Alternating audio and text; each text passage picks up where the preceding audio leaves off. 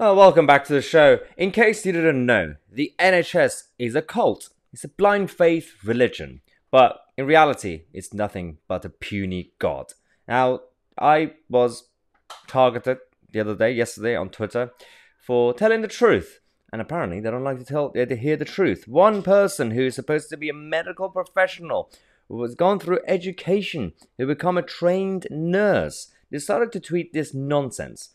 Matt Tousi saying, "Our beloved NHS is going to be privatized, isn't it?"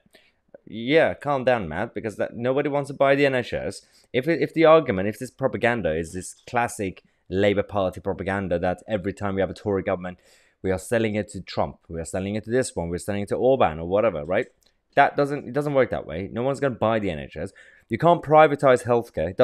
There's no such thing as actual privatized healthcare in a Western democracy. We have independent healthcare, but the government is always involved, whether it's in the form of state insurance or taxation. There is always involvement. You cannot have an anarchy. It doesn't work that way. My utopia is not going to happen. So I decided to reply and saying, how can you go through education, become a trained health professional, and still be this stupid?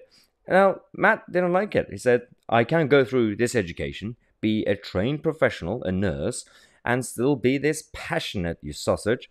How many more attacks on me this week? See, this is the thing. What's that got to do with anything? Being passionate.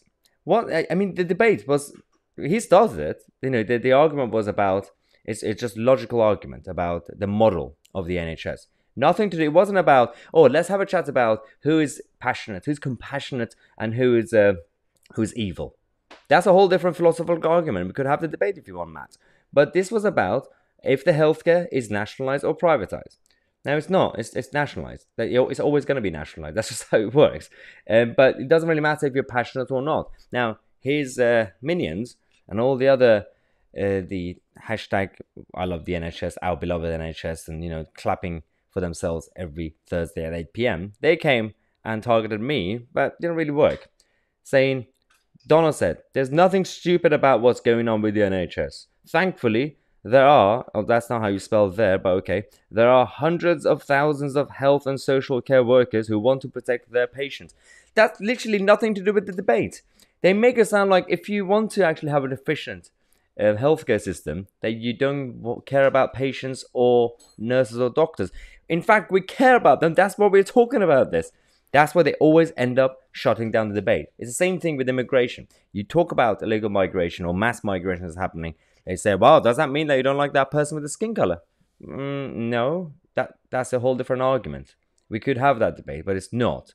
It's nothing to do. If you say, well, the NHS is not working, let's change the model, reform the whole thing. They say, well, does that mean that you want patients to die? No, nobody said that, darling. Nobody said that. Now, Gina says, please do your research before trolling dedicated nurses who are, okay, again, that's not how you do it, but who are fighting to preserve a safe NHS which serves all its patients equally. A lot of mistakes in this sentence. But again, we didn't say don't treat the patients. We didn't say that. The argument is, if you go with the best case studies, best practice from Nordic countries and Western European models, you can actually have that. You can have a universal healthcare system if you want, but you can actually have more efficiency and more fairness. If you really want fairness, they don't want fairness. The NHS is not for patients. They're not fighting to keep the NHS for the patients. And politicians, the same thing, both parties. They go pander to the NHS. Simply, the NHS exists to keep you happy, to make you feel safe. Not really for you to use it. That's not the point of the NHS, which is embarrassing, because that's not supposed to be the point of a healthcare system. But let's give them some facts. Let's go through the timeline of this Labour Party propaganda, hashtag blue heart emoji NHS. So, brief history of time. In case you haven't seen this, it's been going around for a long, long time. Now, there are 14 days to save the NHS, Tony Blair said in 1997. And 30th of April, he said, we have 24 hours to save the NHS. And then 6 weeks to save the NHS. That was March 2009. And then again, back then, Christine Hancock, the General Secretary of Royal College of Nursing in 2000 said, I think the movement has a little longer than 24 hours, but not much, maybe 6 months.